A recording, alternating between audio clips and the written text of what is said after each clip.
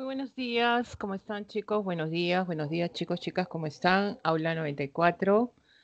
Eh, Vamos a empezar el desarrollo de la semana número 13, sin antes que ustedes puedan comprobar que estoy compartiendo el material y también me escuchan correctamente. A ver, vamos a minimizar un poco. Y para empezar.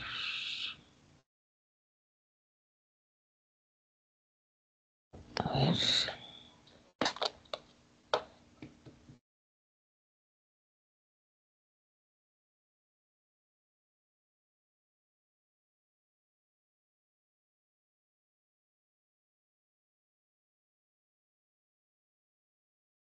¿Qué tal? ¿Qué tal Alexandra? ¿Qué tal Nicole? Alexandra Nicole. Buenos días, ¿qué tal? Ok, perfecto. Entonces estamos comprobando que todo está bien para poder empezar esta semana. Nos toca la parte de la semana número 13. Entramos a las llamadas actividades económicas en la parte de geografía y en el caso de cívica que nos toca, pues vamos a ver lo que es el poder ejecutivo.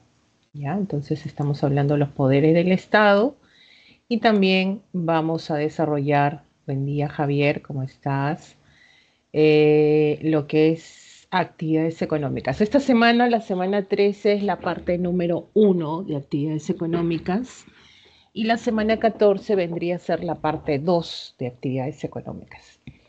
Entonces vamos a continuar con actividades económicas en el caso de geografía, pero todavía seguimos en cívica con los poderes del Estado. Vamos a empezar rápido para poder aprovechar nuestro tiempo, ¿ya? Bueno, ¿qué vamos a ver en esta oportunidad? Estamos empezando lo que son la parte 1. Vamos a empezar con lo que es la agricultura, ganadería, pesca y minería. Estas 4 actividades económicas que por favor hay que entenderlo de esta manera cuando hablamos de sectores. ¿Qué actividades, en qué sector vamos a encontrar lo que vamos a desarrollar? Por ejemplo, ya vamos a tener el sector primario, el sector secundario y el sector terciario. En el caso del sector primario, ¿no? Encontramos dos rubros, el caso de productivas y extractivas. Cuando hablamos de productivas, hablamos que son actividades que han nacido a partir de materias primas obtenidos de bueno, son parte de la naturaleza, recursos naturales y generan productividad. El caso de la agricultura, el caso de la ganadería, ¿no? Entonces, acá para desarrollar agricultura, ¿qué necesitamos? Suelo, ¿no? ¿Qué obtenemos? Obtenemos alimentos, ¿ya? Y esto sirve también como materia prima, estos alimentos en algunos casos para desarrollar lo que es industria, por ejemplo, ¿no? Y la ganadería también es la condición, necesita suelo, ¿ya? Para la crianza de especies, ¿no?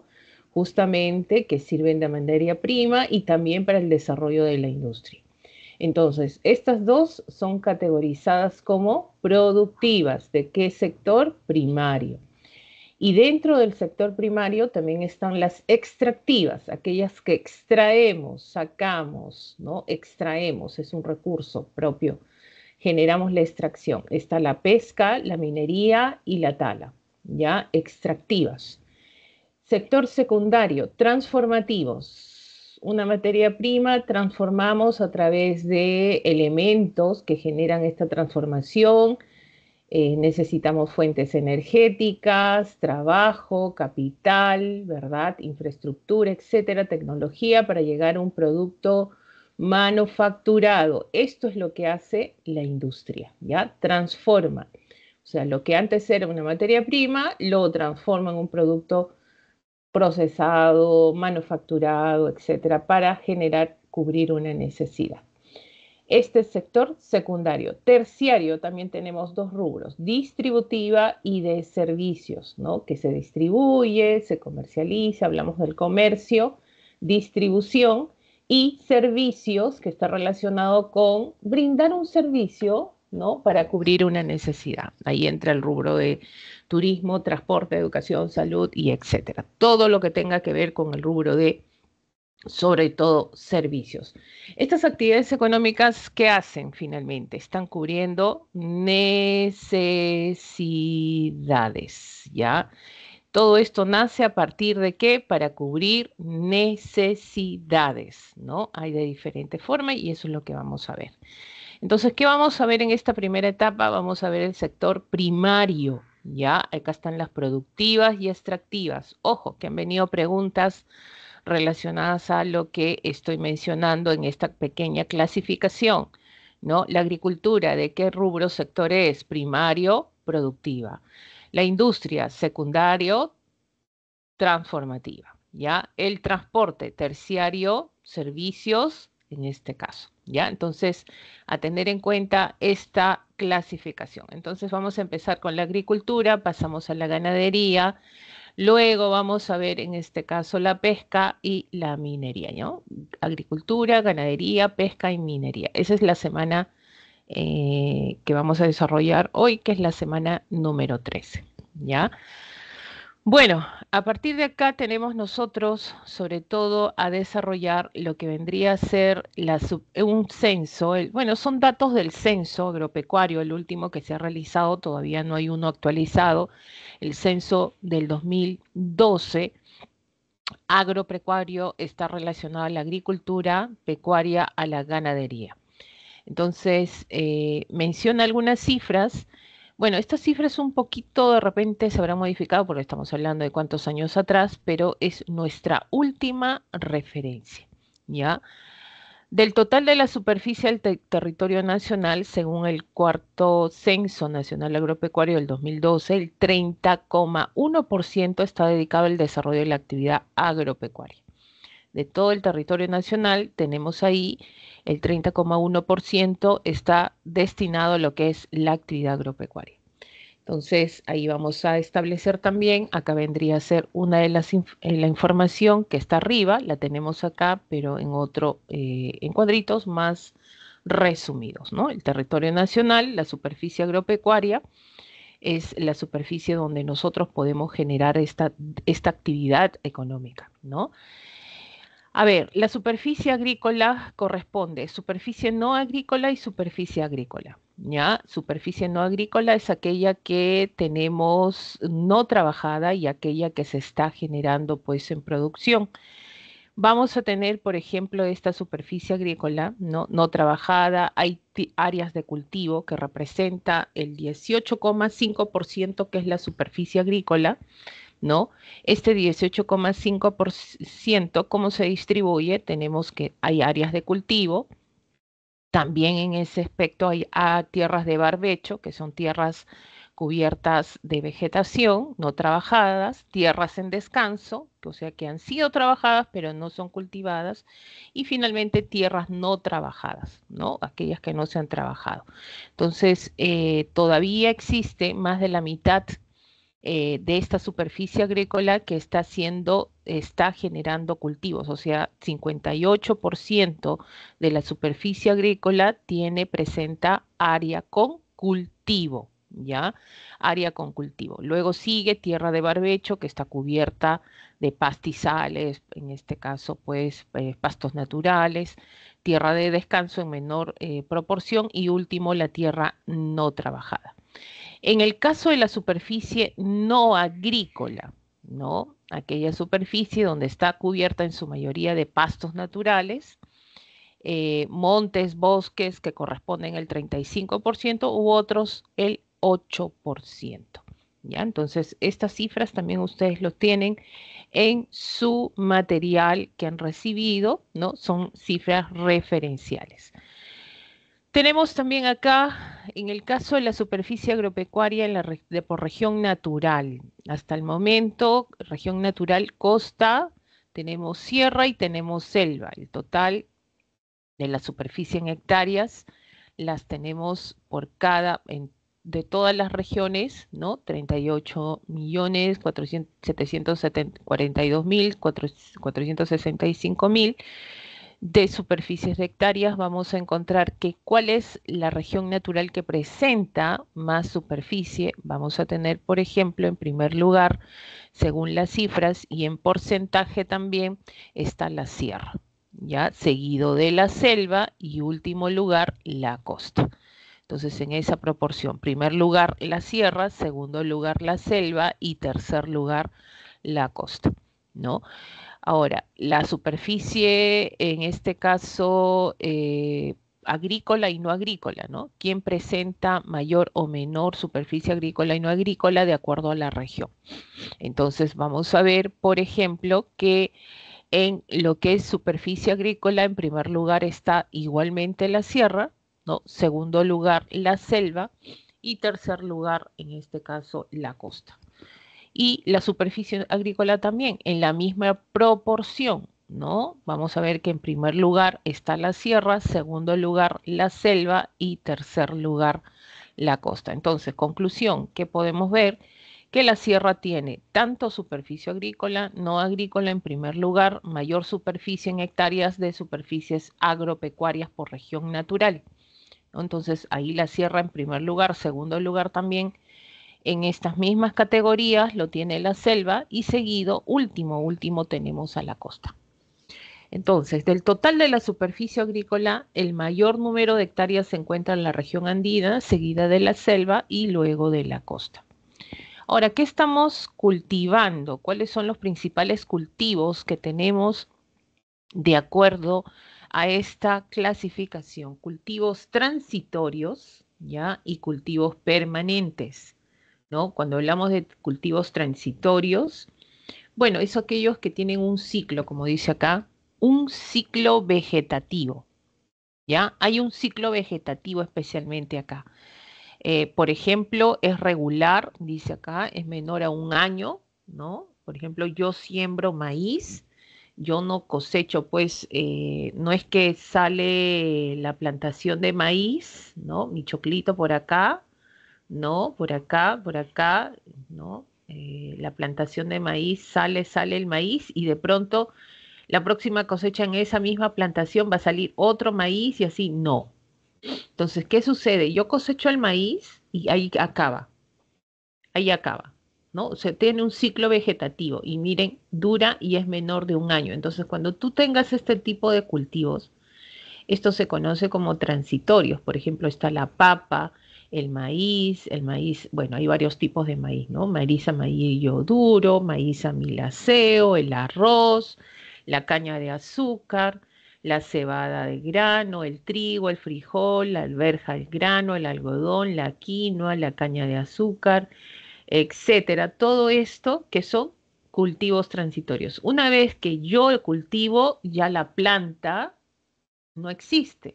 No es que voy a tener nuevamente papa en ese lugar, va a crecer otra vez la papa, no. Entonces, a eso se conoce como transitorios. En cambio, los permanentes, ya los permanentes son aquellos cuya estructura productiva comprende varias cosechas, ¿no? O sea, generalmente acá están los árboles que tienen frutos o las plantas que tienen frutos, ¿no? Los árboles frutales estamos encontrando acá. Ahí está también el café, está el cacao, la palta, el vid, espárragos, el vid, la uva, ¿no? Mango, el naranjo, chirimoya, limón, papaya, etcétera. Y estas son las estadísticas que tenemos, por ejemplo, que estamos exportando o ha habido más producción de cultivos tanto transitorios como permanentes. ¿Ya? Por ejemplo, en el caso de permanente, transitorios, tenemos en primer lugar la papa, el maíz y así sucesivamente. En cultivos permanentes, en primer lugar, el café, el cacao, la palta, la vid, espárragos, mango y así sucesivamente. Entonces, tienen un periodo mayoritario, ¿no? O sea, yo, ¿qué significa permanentes? Yo tengo mi arbolito de naranja, ¿no? Entonces, ¿qué sucede? Las naranjas ya se cayeron, ya coseché naranjas. ¿Y qué va a pasar? Va a pasar un periodo largo donde también se queda este árbol sin naranjas, no voy a sacar el árbol. No. Entonces, espero un tiempo determinado y vuelvo a cosechar naranjas. ¿Ya? Entonces, a esto se llaman cultivos permanentes, ¿ya? Y vamos a tener justamente estas dos clasificaciones. Número de productores agropecuarios según región natural. O sea, número de productores. ¿Qué número de productores tenemos agropecuarios según región natural? Costa, sierra y selva, ¿no? Estructura porcentual, pues en primer lugar tenemos a la sierra, segundo lugar a la selva y tercer lugar a la costa, ¿no? A nivel departamental se encuentra, por ejemplo, productores, o sea, donde hay más producción. Sabemos que en la sierra sobre todo hay producción agropecuaria para el consumo interno, ¿no? Y ahora ya se está haciendo incluso para lo que es la exportación. Bueno, ahí destaca regiones como Cajamarca, Puno y también Cusco. Bueno, estas unidades agropecuarias que no pasan de las 5 hectáreas, ya son pequeñas unidades agropecuarias, tienen esta proporción de extensión, son 1.811.000, que representa el 81,8% del total de todo. De otro lado, se observa que el número de unidades agropecuarias de tamaño mediano y las grandes unidades son en menor proporción, ¿no? Ahí tenemos 16,3 y 1,9% respectivamente. Quiere decir que en estas pequeñas unidades agropecuarias hay desarrollo de cultivos, más que nada tanto para lo que es el mercado interno. Por ahí las grandes unidades o medianas unidades agropecuarias se genera el cultivo más que nada para lo que es la exportación, ¿ya? Pero en mayor proporción tenemos estas pequeñas unidades agropecuarias. Entonces, ¿qué es lo que hay más en el Perú? ¿Qué es lo que tenemos más en el Perú? Tenemos pequeñas unidades agropecuarias, ¿ya? En mayor proporción sobre todo. Entonces, según el censo también menciona que estas unidades agropecuarias las tenemos en mayor proporción en la región andina, en la región andina. Muy bien, entonces chicos, con estos pequeños datos que nosotros vamos a dar, no olvidemos que esto es todavía del año 2012, no se ha podido renovar los datos estadísticos del último censo porque no se ha producido ningún otro censo. Ya, el último censo agropecuario que tenemos es del 2012. Bueno, ya estamos en 2024, un poco que ya viene el próximo censo también, ¿no? Y de seguro se va a actualizar los datos mucho más. Más que nada, para que ustedes tengan a ciertas cifras donde hay mayor producción, cuáles son los cultivos permanentes, cuáles son los cultivos transitorios, para tener ese tipo de información, ¿ya? Bueno, vamos a lo que es la agricultura. Y tenemos que hablar de las 3 regiones del Perú: costa, sierra y selva. Entonces, uno dice, profesora, ¿qué cosa es la agricultura, no? Bueno, la agricultura sabemos que es una actividad, a ver, alguien me dice qué actividad es: primaria, secundaria, terciaria, productiva, es primaria, muy bien. ¿De qué tipo, de qué rubro? Transformativa, de servicios, productiva, extractiva. ¿Cómo es la agricultura? Esto es primaria, ¿ya? Primaria. Y será, a ver, igual que la ganadería, ¿no? Entonces, primaria, buen día, por ahí Héctor me dice profesora primaria. A ver, ¿te acuerdas, te acuerdas, te acuerdas? Mira esto, volvemos a ponerlo, ¿ya? A ver, dime, ¿la agricultura qué será? Me han dicho todos primaria, muy bien, y eso es correcto, y será productiva. No olvidemos eso. ¿Listo? Muy bien, entonces, vamos acá. ¿Qué tenemos nosotros que recordar de esta actividad económica? Profesora, ¿qué producimos? Si es productiva, ¿qué producimos? No te olvides que esto es una actividad, fíjense, y viene este término de productiva cuando ustedes desarrollaron la parte de la revolución neolítica.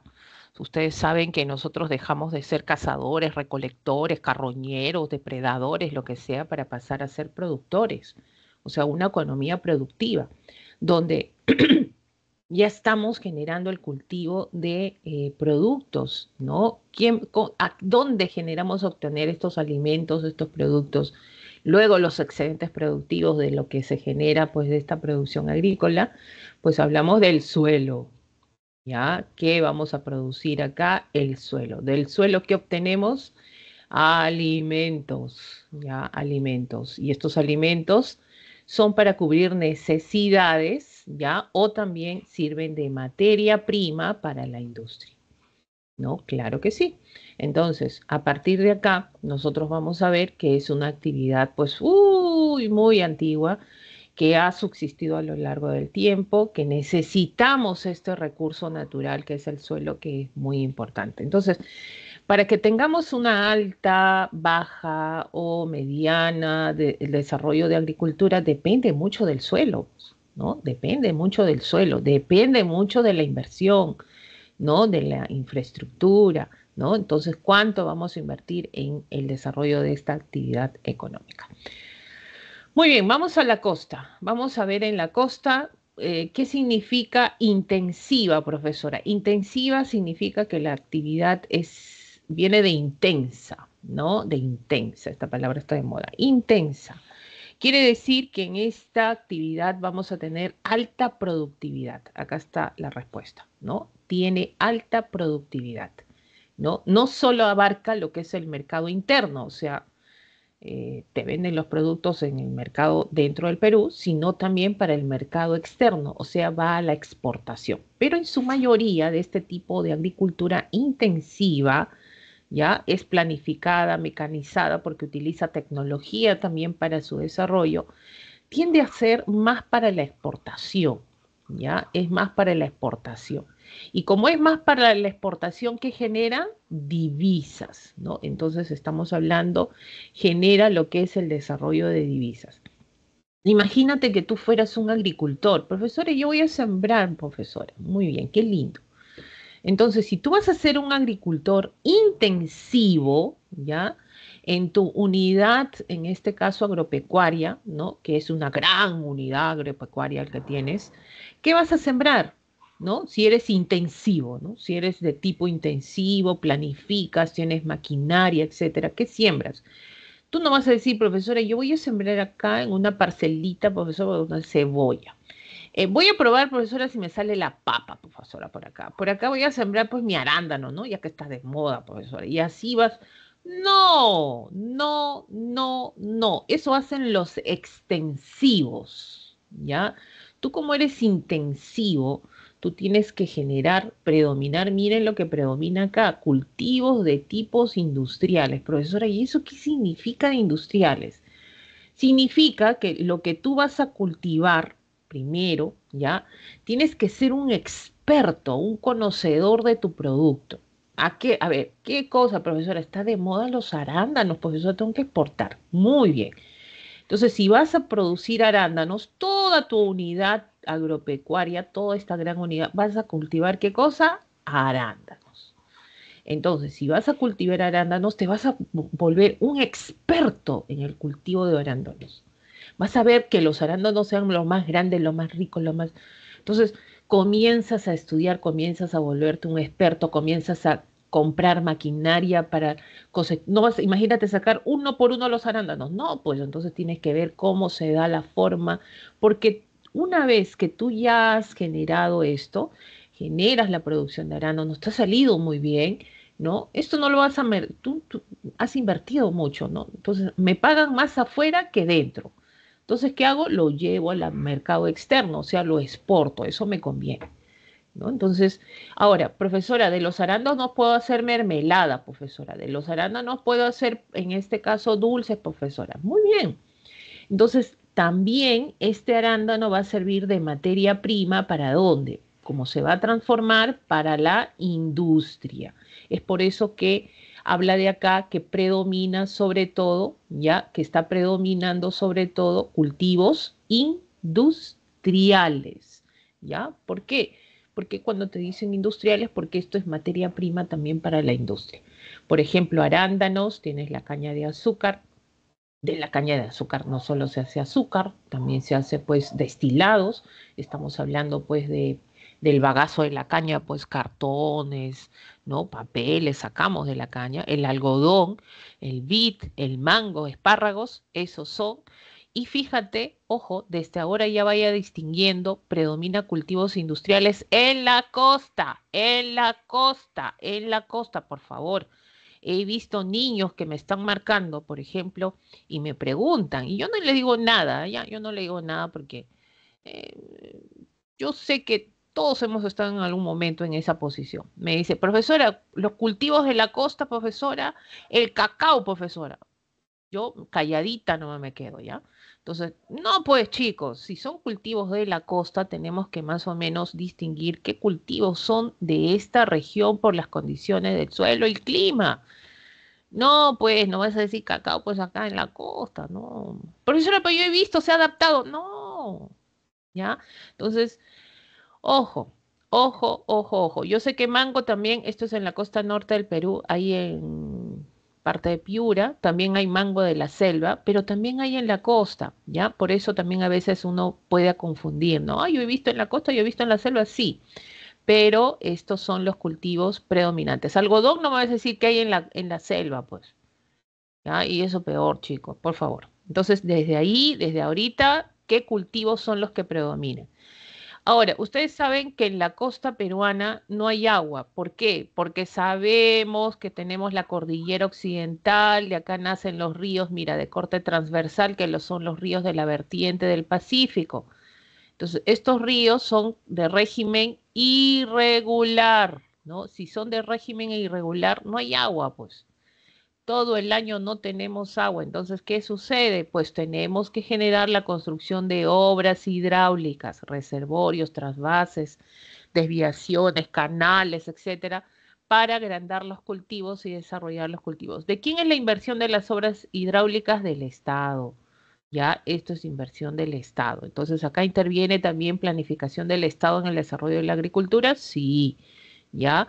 Predomina superficie agrícola bajo riego. ¿Qué es esto? Pues yo imagínate, en la costa no llueve, pues, ¿no? Entonces es por eso que generamos esto de los reservorios, obras hidráulicas. No necesitamos de lluvias nosotros. Trasladamos el agua, hablamos del sistema de aspersor, por ejemplo, el sistema de goteo, ¿no? El sistema de bombeo, que esto pues es producto de la tecnología, ¿no? Y está, bueno, está expuesto a la desertificación por las malas prácticas agropecuarias.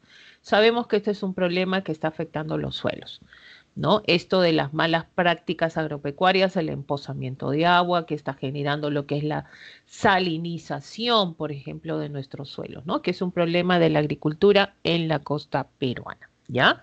Muy bien, miren, esto es de la costa. Pasamos a la región andina. Y sabemos que en la región andina la agricultura no es intensiva, ¿ya? No es intensiva, ¿ya? Estamos hablando la predominancia, ojo con esta palabrita, predomina una agricultura extensiva. Eso no significa que no exista intensiva. Ojo, en algunos valles interandinos, ya el Valle del Mantaro, por ejemplo, se practica la agricultura intensiva, donde se está generando cultivos de exportación. Miren, todo donde hay exportación es de tipo intensivo. Por ejemplo, papa, maíz, cebolla. Profesora, ¿eso exportamos? Sí, claro que sí. La alcachofa, por ejemplo, también, que no se ha puesto acá, también, ¿no? Entonces, vamos a ver que no necesariamente en toda la región andina, antes era toda la región andina, era extensiva, no, ahora es, predomina, predomina, pero con excepción de algunos valles interandinos, la agricultura extensiva, limitada, tradicional. ¿Qué utiliza la agricultura en este caso, en esta actividad económica? Pues mira, instrumentos incluso rudimentarios. ¿Alguien sabe qué instrumento es este que están utilizando estos campesinos de nuestra región andina? ¿Alguien lo conoce? Ya, esto es ancestral, chicos, esto no es del siglo XXI ni nada de esas cosas. Y mira que lo trabajan muy bien. A ver, nadie, por ahí. Ya, a ver, nadie. Nadie conoce este instrumento rudimentario que significa pues agarras tu manito ahí y comienzas a arar la tierra, ¿no? Esto sirve también para la cosecha, para el arado. Están arando. ¿ya? Pero este instrumento, ¿saben, no, chicos? ¿Se conoce? ¿Lo conocen ustedes? Se conoce como la chaquitaclia. ¿Ya? Y miren, esto es de los incas, ¿ah? Y todavía seguimos usando, ¿no? Sistema de andenes también, ya utilizando. Entonces, cuenta con escaso apoyo financiero, sí, tanto privado como del Estado. Prácticamente los agricultores de este rubro son los que sustentan sus propios gastos, su propia productividad, ¿no? Y lamentablemente sabemos la historia de esto por las noticias, que ellos no obtienen las ganancias que deberían merecer, ¿no? Una cosa es sacar el producto, ¿no? Que ellos lo transporten y directamente lo vendan al mercado. No es así. Acá hay compradores, compradores generan otros y de pronto llega con más precios al mercado para nosotros. Entonces, ellos deberían generar el beneficio de sus productos también, ¿no? Ellos lo venden a muy bajo precio y llegan a nuestros bolsillos, a nuestros mercados con muy alto precio también, ¿no? Entonces ahí viene la descompensación, ¿no?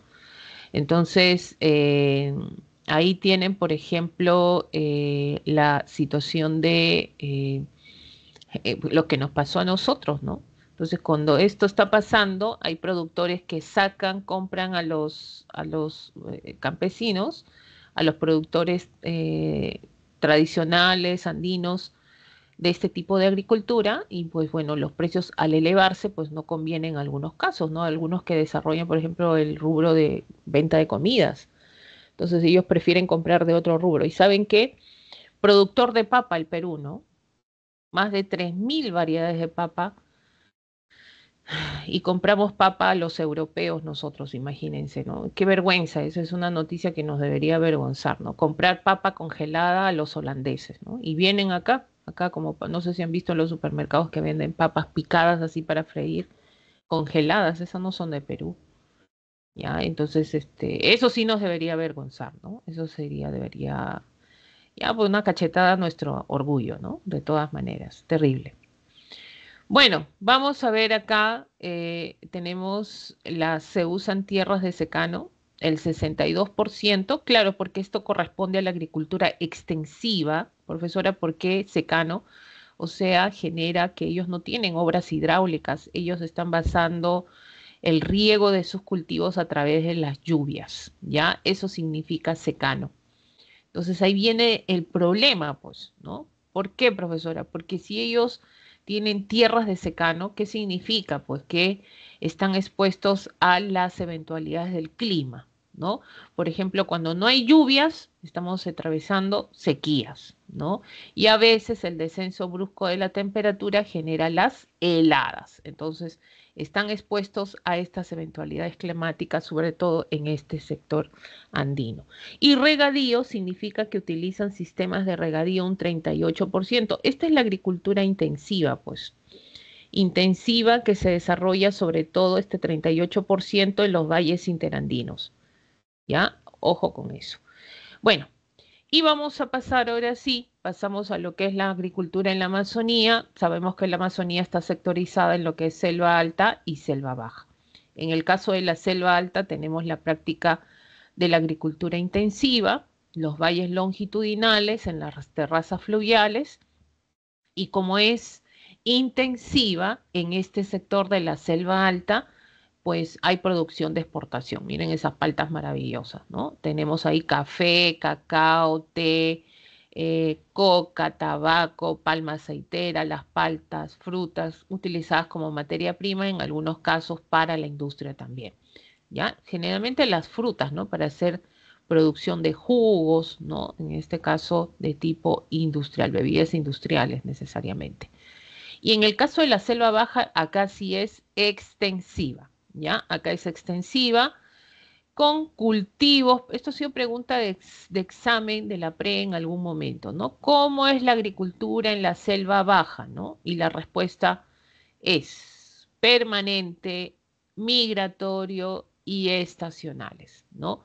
Profesora, ¿y eso qué significa? ¿Cómo es eso, profesora? Lo que pasa es que cuando hablamos, y esto hay que recordar un poquito lo que nosotros hemos hecho, sobre todo en la parte de relieves de vamos a poner acá un ratito, vamos a desaparecer esto un poquito, Cuando hablamos de los relieves de la selva baja, no sé si te acuerdas, espero que sí, ¿ya?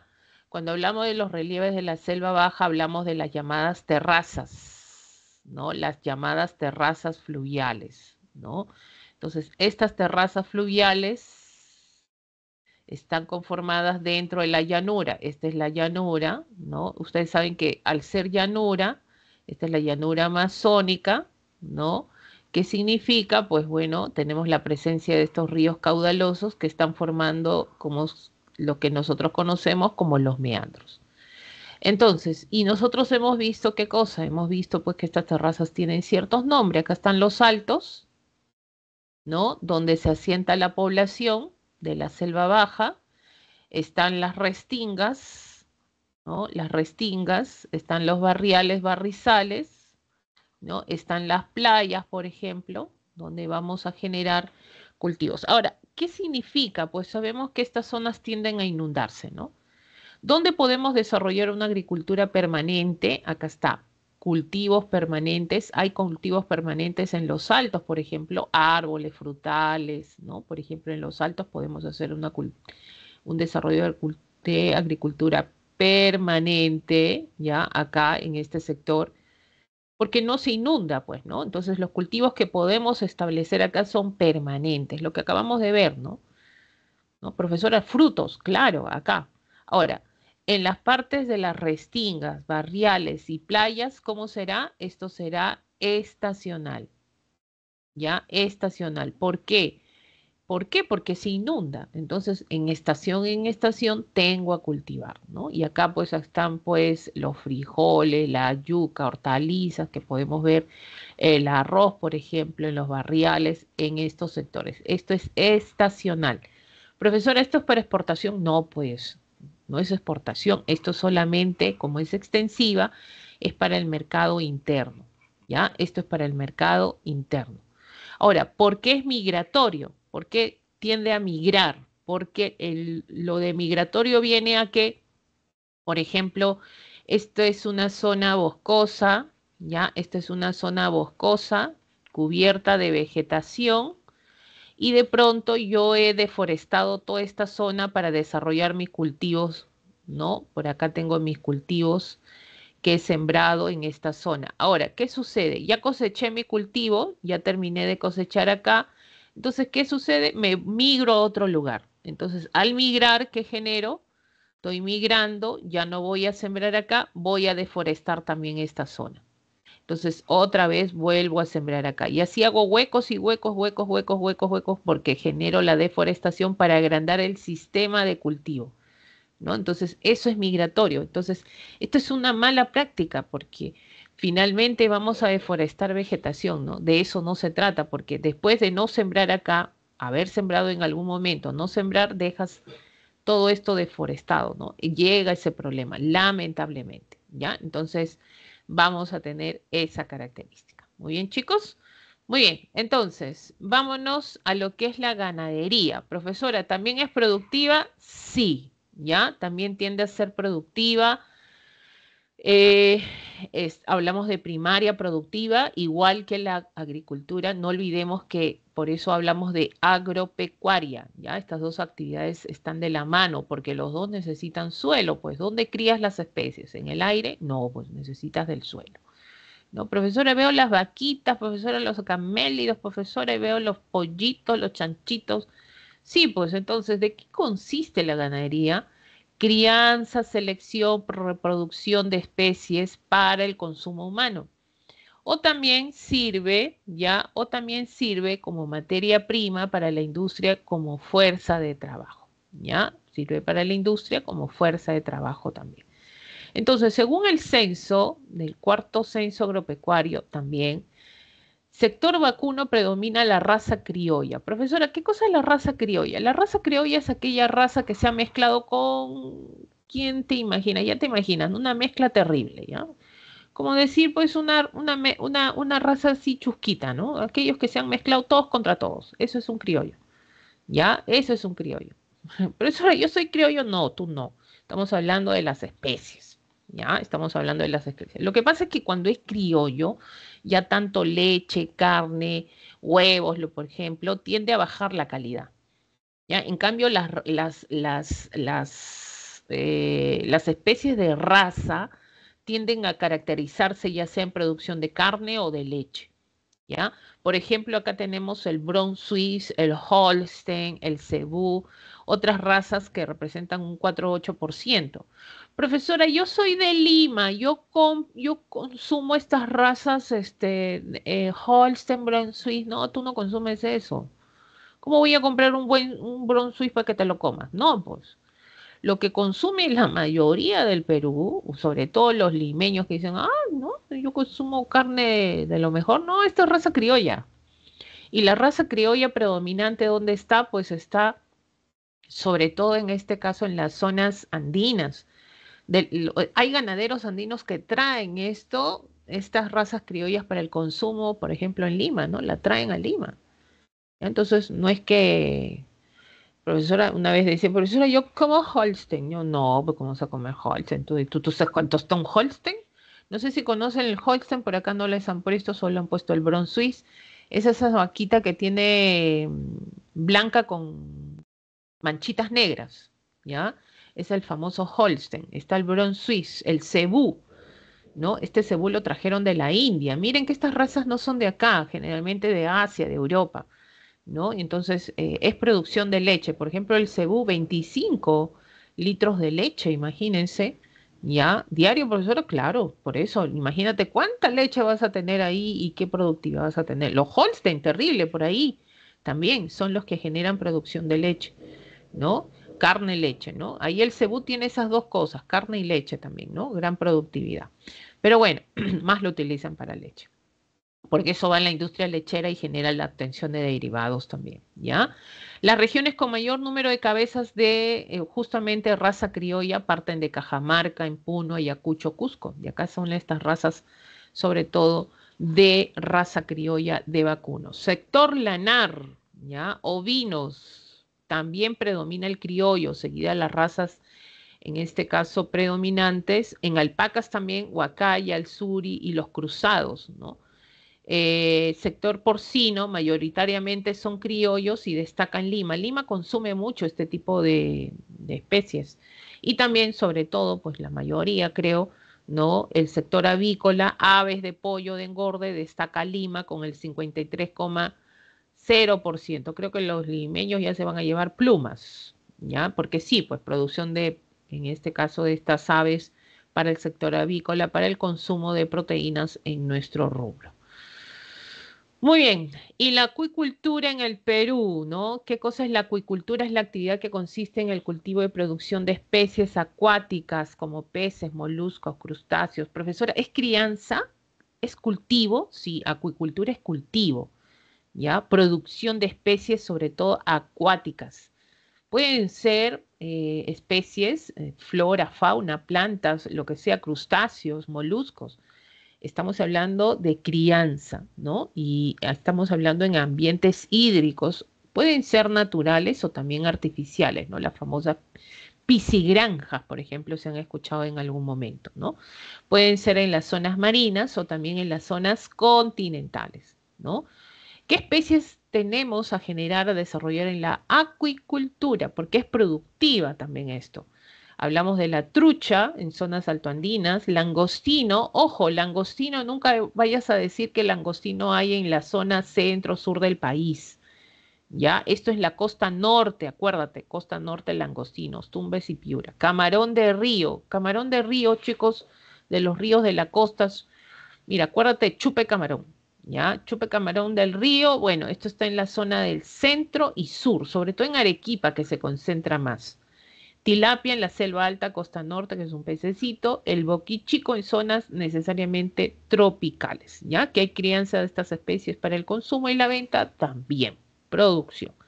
Muy bien, chicos. Entonces, ¿qué hemos visto acá, acá? Es lo que vamos a, en este caso, ver. Hemos visto lo que es la agricultura y la ganadería. ¿Ya? Así rapidito, entonces, quiero que me digan, mire, vamos a hacer algo así. Profesora, ¿cómo estudio esta parte, profesora? Bueno, mira, algo que ha venido siempre en pregunta de examen ya es lo siguiente. Las características propias que existen en cada una de estas actividades económicas. Les sugiero que hagan sus esquemas también. Ya, por ejemplo, si esto es la costa peruana, ¿dónde hay desarrollo de agricultura en la costa? ¿No? Esto es, estos valles tienen un nombre. ¿Dónde más se desarrolla agricultura en la costa? En estas superficies conocidas como áreas desérticas, pero rico en sedimentos aluviales. Estamos hablando de los valles transversales de la costa, ¿no? Hablamos de los conos deyectivos, ¿ya? Conos deyectivos, donde también puedo desarrollar agricultura en la costa, por ejemplo, en las pampas, ¿ya? Profesora, si estoy en la sierra, ¿dónde desarrollo agricultura? Pues bueno, acá tienes en los valles interandinos, ¿ya? En los valles interandinos y también tenemos en las mesetas, ¿ya? Miren, ¿ah? Ustedes a partir de acá pueden hacer maravillas. Esto es la sierra. ¿Y a dónde te vas? A la selva. Y en la selva, ¿dónde desarrollas agricultura? Estos son los llamados valles longitudinales. Esto como repasar la semana 5. ¿Ok? Valles longitudinales y también en las terrazas fluviales. Muy bien, en la selva baja, ¿dónde desarrollo? Acabamos de mencionar, selva baja, zona de llanura, ¿dónde desarrollo agricultura? Bueno, y ahí es de tipo en los altos, en las restingas, en los barriales, por ejemplo, playas, ¿ya? Entonces, a partir de acá, ¿qué vas a decir? En la costa peruana, ¿cómo es la agricultura? En la costa, profesora, es intensiva, ¿ya? ¿Dónde más? En la sierra, ¿cómo es que predomina? La agricultura extensiva, ¿no? En la selva, hay dos sectores en la selva alta y la selva baja, ¿ya? En la selva alta, ¿cómo es? Intensiva y en la selva baja es extensiva. Si alguna vez te preguntan cómo es la ganadería en la costa, sierra y selva, ya que eso no está mencionado de repente en el boletín, ¿qué haces tú? Es lo mismo, chicos. Ganadería en la costa es intensiva. En la sierra predomina extensiva. En la selva alta es ganadería, es intensiva. Y en la selva baja la ganadería es extensiva. Profesor, ¿es lo mismo que la agricultura? Es lo mismo que la agricultura. ¿Ya? Es lo mismo que la agricultura. No olvidemos que el 68% predomina lo que es secano, ¿ya? En la sierra, ¿ya?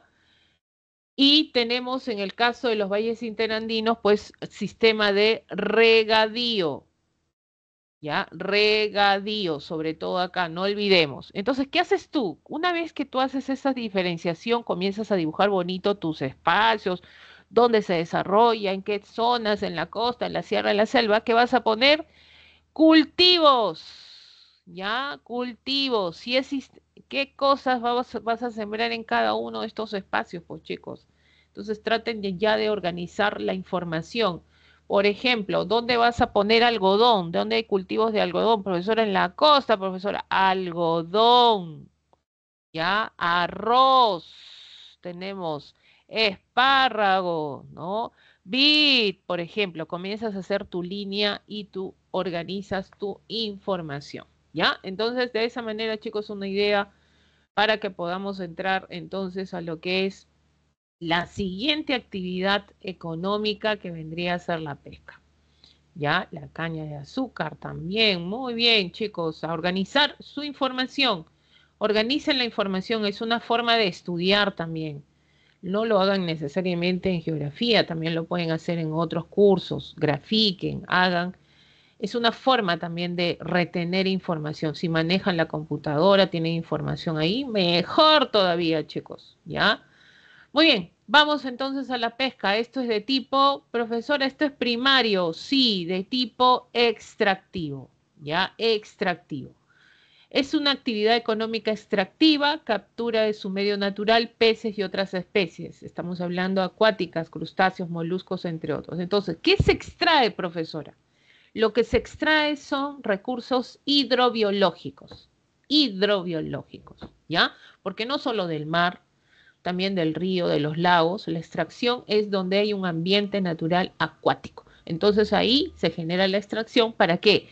¿Para qué pescamos? ¿Para qué extraemos? Para cubrir necesidades. Entonces, hay dos tipos de pesca, ¿ya? Ojo, acá les han puesto de frente y eso no me está gustando, pero bueno, vamos a explicar un poquito, ¿ya? Profesora, ¿qué cosa? Miren, lo que pasa, estas líneas no gustar, ¿ya? Eliminar. Vamos a ver acá, ya pues no importa, algo es algo, pero es nada. A ver, miren, chicos, hay una cosa que hay que entender acá, ¿ya? Disculpen mi manejo novedoso de la tecnología. A ver, miren, por ejemplo, ya hay dos tipos de pesca. La cosa es extraer. Ahí está la pesca marítima, ya, y la pesca continental, ya, la pesca marítima y la pesca continental. Ahora, ¿la pesca marítima dónde es? En el mar. Oh, qué novedad. Bueno, porque hay que reforzar esto. La pesca continental, ¿dónde es, profesora? En la costa, en la sierra y en la selva, ¿ya? Si es en la costa, es en los ríos. Si es en la sierra, es en los ríos, lagos, por ejemplo, generalmente más en los lagos. Y en la selva, en los ríos. ¿Ya? Ahora, la gran pregunta es, ¿dónde hay mayor extracción? ¿En una pesca continental o una pesca marítima? Chicos, tenemos uno de los mares más productivos del mundo. Entonces, obvio que tu extracción mayoritaria, más del 90%, está acá en la pesca marítima. Es por eso que la pesca marítima tiene a dividirse en artesanal, ¿ya?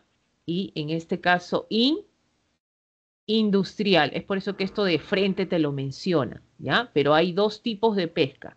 La pesca marítima, la pesca continental. Entonces vamos a ver esta justamente, es la pesca artesanal, ¿no? Donde hay mayor producción y extracción. Acá está. Entonces, cuando hablamos de la pesca artesanal o de menor escala, ojo, o menor escala, te recomiendo los segundos nombres de cada título, de cada tema, también recordarte. Ya, yo sé que es fácil recordar artesanal, pero es de menor escala. Bueno, también puedes, por deducción, puedes sacar, ¿no? Se realiza desde 0 hasta las 5 millas marinas. ¿Ya? O sea, de 5 hasta, profesora, del litoral costero, profesora, sí, a las 5 millas. Profesora, ¿y dónde se realizan las llamadas caletas? Bueno, comúnmente denominadas caletas, pero su nombre correcto es ensenadas, ¿ya? Las ensenadas. Profesora, no son en los puertos, no, en los puertos no. Ensenadas, ¿ya? Ahora, el empleo de las embarcaciones es hasta 30 toneladas métricas de capacidad de bodega, o sea, son pequeñas. Su producción son extraídos, se destinan directamente al consumo humano. Miren estos pescadores artesanales. Lo echan la red, ¿no? Echan la red y cuando echan la red, lo que extraen, lo traen, no tienen sistema de congelación, frigorífico, no tienen. Lo que traen, lo extraen y lo llevan de frente al mercado. Miren, una vez vino en pregunta examen esto, ¿ya? ¿Cuál de estas actividades económicas produce otra actividad económica? Y la respuesta era la pesca artesanal. ¿Por qué, profesora? Porque en la pesca artesanal generas la extracción, o sea, extraes la extracción. Y luego que has generado la extracción, lo llevas al mercado, que genera comercio. O sea, hay dos actividades económicas, extractiva y distributiva, el comercio. ¿Ya? Ojo, es un datito para ti. Entonces, Por ejemplo, todo lo que ves en el mercado, que ves que venden, pues ahí la diversidad de especies, de crustáceos, moluscos, peces que ves en el mercado, justamente fresquito, fresquito, ¿quiénes lo han traído? Los pescadores artesanales. ¿Ya? Entonces, destinan preferentemente el consumo humano directo. Ellos no van a la industria, no, no, no, no, nada que ver. Ahora, genera los llamados trabajos colectivos, profesora. Sí, profesora, yo puedo desarrollar pesca artesanal, profesora, también. Claro, lleva tu, no sé, tu red. Ahí te alquilas tu barquito, puedes extraer también, claro, colectivos, es que todos en algún momento lo podemos hacer también. Claro, hoy en día los pescadores están organizados, ¿no? Hay una asociación y todas esas cositas, ¿ya? Pero no cuenta con apoyo financiero para nada, ¿ya? No tiene inversión de parte del Estado, no, ellos solventan todo. Ahora, este es el que da de comer pues al mercado nuestro, ¿no? Al mercado nuestro. Ahora, el que se lleva todo es esta, la pesca industrial o de mayor escala. Se realiza de las 5 millas hasta las 200 millas. Todo tienen para ellos, ¿no? Este sí cuenta con, en este caso, pues control satelital, ¿ya? Estos tienen control satelital, abastece de materia prima a la industria pesquera, al mercado externo, genera divisas. O sea, yo no voy a extraer, o sea, si yo soy un pescador industrial, yo no voy a extraer pues para venderlo en el mercado. No, pues lo que yo voy a extraer es materia prima porque genero a generar otras cosas. Y ahora, ¿para qué? ¿Para que me compre el Perú? No, yo quiero exportarlo. Y como genero exportar eso que he procesado, voy a generar ingreso de divisas. Entonces, la pesca industrial es un buen rubro económico para el Perú, ¿no? Hemos sido en algún momento exportadores, boom de exportación de harina de pescado, ¿no? Bueno, hace tiempo. Ya fuimos, pero profesora, ¿genera eso? Sí, hasta ahora sí. Cuenta con embarcaciones mayores, entonces mayores a 30 toneladas métricas de capacidad de bodega, los principales puertos, y esto se realiza en los puertos, ¿no? Estos puertos son en este caso pues de desarrollo industrial, está Chicama, está Chimbote, está Pisco, está Coixco, está Callao. Profesora, y estos porcentajes, el porcentaje de producción y extracción que han tenido estos últimos años. En primer lugar, pues ahí tenemos en el caso de Chicama, ¿ya? Esto es con respecto a las dos pescas de tipo marítima, pero estas son las continentales, como les dije, que se realiza en el continente, ya sea costa, sierra o selva.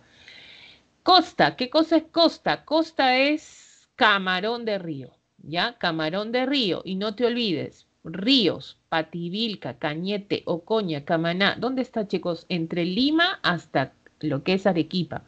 Toda esa zona rica en camarón. Tú quieres comer chupe camarón, tienes que irte a estas regiones. Ahora, si quieres comer langostinitos, esto es en la zona norte del Perú, ¿ya? Sobre todo en el río Tumbes. Langostinos, esto es norte del Perú. Los ríos y lagos andinos, ¿qué cosa hay acá? La pesca es más limitada, ¿no? Mayor concentración en el lago Titicaca, especies como la trucha, el carachi, el suche e ishpi, ¿ya?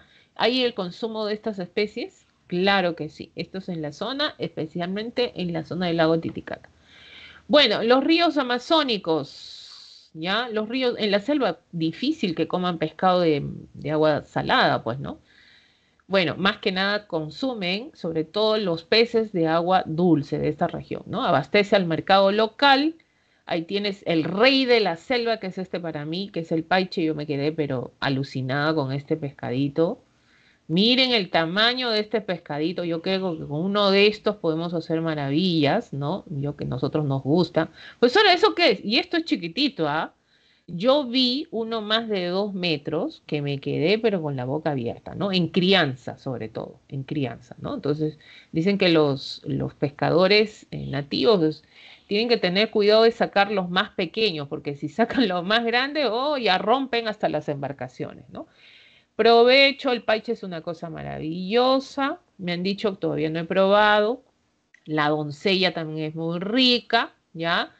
Por ahí la carachama es bien fea, dicen este pescado, pero es rico, ¿no? Todavía no quiero probarlo. El sábalo bochichico, la lisa, el dorado, el bagre, la chambira, ¿no? Uy, qué rico debe ser esto. Pero el paiche quedé, pero yo feliz, ¿ya? Muy feliz. pez de carne blanca. ¿Ah? ¡Oh, maravilloso! Muy bien.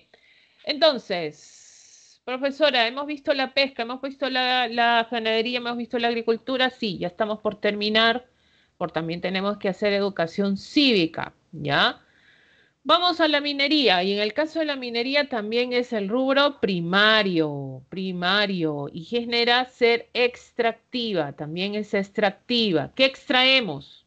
¿Qué se extrae? Minerales, profesora, metálicos, no metálicos, verdadero, ¿ya? Hidrocarburos también, profesora, también está dentro de este rubro. ¿Y de dónde lo obtenemos? ¿No? Todo de la corteza terrestre, ¿no? Generamos del interior, basamos y extraemos. Muy bien. Hay tres tipos de minería, el caso de lo que es la pequeña minería, la mediana minería y la gran minería, ¿ya? Bueno, la pequeña minería donde de pequeña escala incluye a la minería artesanal. Generalmente son familias, grupos que se asocian para desarrollar este tipo de minería. ¿No? No cuentan a veces con apoyo o legalización en algunos casos, pero hay algunos casos permiso, ¿no? Entonces, los capitales que se invierte acá son relativamente pequeños.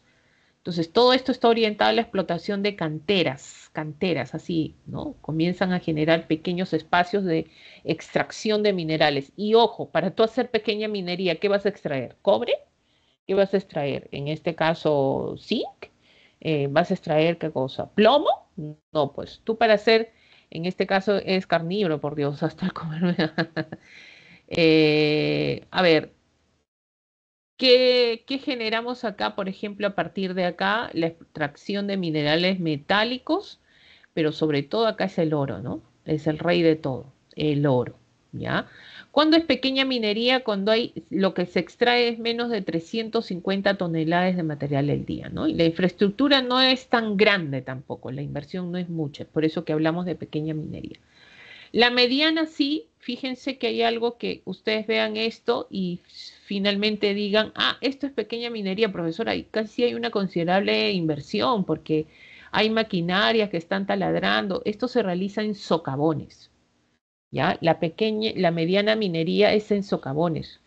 Entonces, esto es subterráneo, ¿no? Hay medianos capitales, la extracción básicamente de minerales, ¿no? Esto es en este caso metálicos y se extrae hasta las 5.000 toneladas de minerales al día. Tú para desarrollar mediana minería, como es ya una inversión más o menos considerable, pues tienes que pedir permiso o el trato de desarrollo de extracción no se hace directamente pues con los ministerios, el gobierno central, no. Esto es con los gobiernos ya regionales, por ejemplo, ¿no? Esto es con los gobiernos regionales.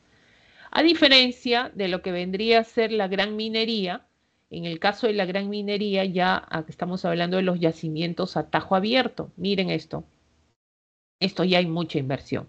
Profesora, ¿y acá con quién se hace el contrato? Es ya directamente con las entidades, autoridades del Estado central, ¿no? Del Estado central, los gobiernos centrales.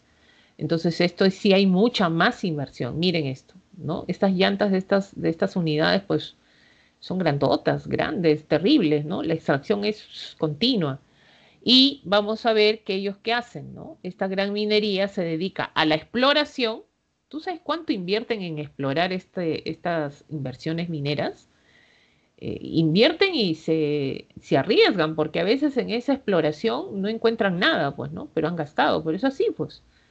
Hay exploración, hay desarrollo, hay extracción, hay procesamiento, hay concentración, o sea, fundición, o sea, incluso acá están incluidas las refinerías, ya tenemos ahí la exportación. O sea, ellos hacen todo, es minerales a gran escala, ¿no?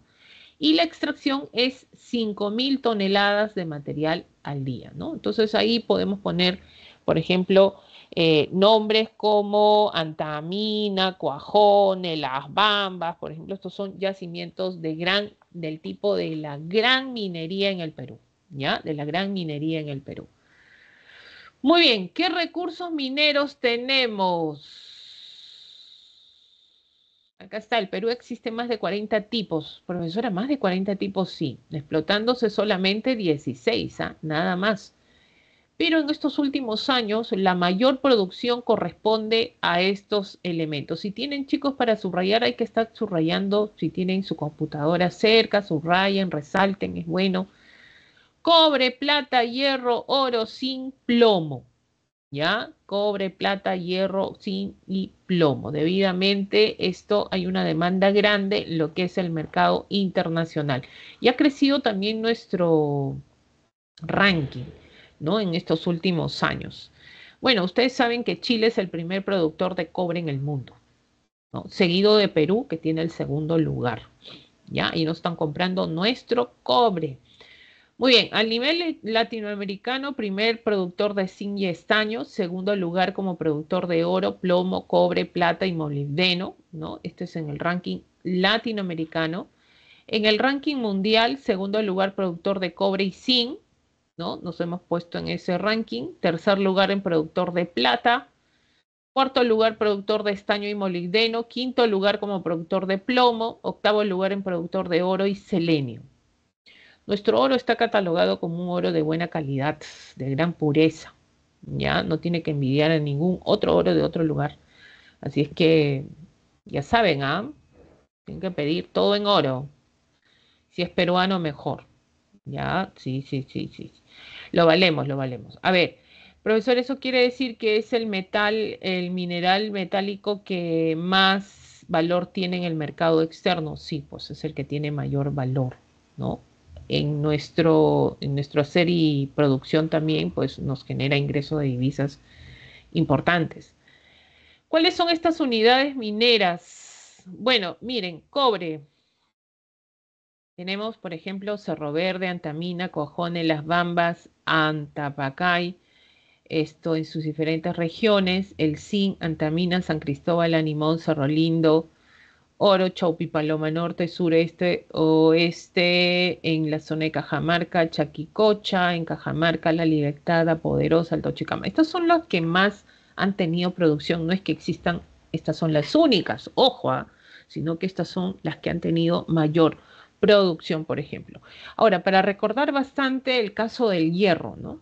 Producción de hierro es la única unidad minera que tenemos en la zona de Ica, que es Marcona. Esto sí ha venido pregunta de examen, así es que hay que considerar esto, ¿ya? Y el estaño en la zona de San Rafael, en la zona de Puno, por ejemplo. Vamos a destacar. Y fíjense que nosotros tenemos unidades polimetálicas. No solamente es que explotan un mineral, sino que existen varios. Por ejemplo, cobre, ¿ya? Tiene antamina, ¿ya? Zinc tiene, en este caso, antamina, ¿ya? Plata tiene antamina, ojo, ¿ya? Es una unidad minera polimetálica, ¿no? Pero predomina la producción de cobre. ¿Ya? Predomina. ¿Dónde está ubicado Antamina? Está en la zona de Ancash, ¿no? Está en la zona de Ancash. Y así con las otras unidades, en este caso también mineras, ¿ya? Bueno, el petróleo es un recurso importante, ¿no? Sabemos que es un recurso energético que salió, pues, cubrió expectativas grandes con la revolución industrial también. ¿Tenemos petróleo, profesora? Sí, yacimientos importantes, sobre todo se dan en la región amazónica, ¿ya?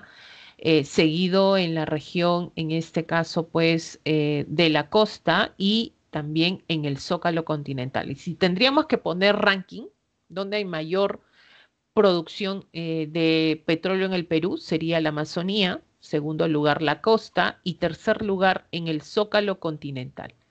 ¿Ya? Entonces ese sería el ranking que podíamos nosotros establecer. Ahora, en la región amazónica, Aguascalientes, Capaguari, Intuto, Sihuillacu, Pahuayacu. En la costa está Taleara, La Brea, Pariñas, El Alto, Los Órganos. Y fíjense que se asocia a qué? A los tablazos, ¿ya? A los tablazos en la costa norte del Perú, ¿no? Donde justamente destaca Talara, está la zona de Brea y Pariñas, El Alto, Los Órganos, Zorritos y el Zócalo, en este caso continental, que está en la zona del Zócalo, en la zona marina, ¿no? Donde tenemos, y ha habido derrames de petróleo, lamentablemente también por acá.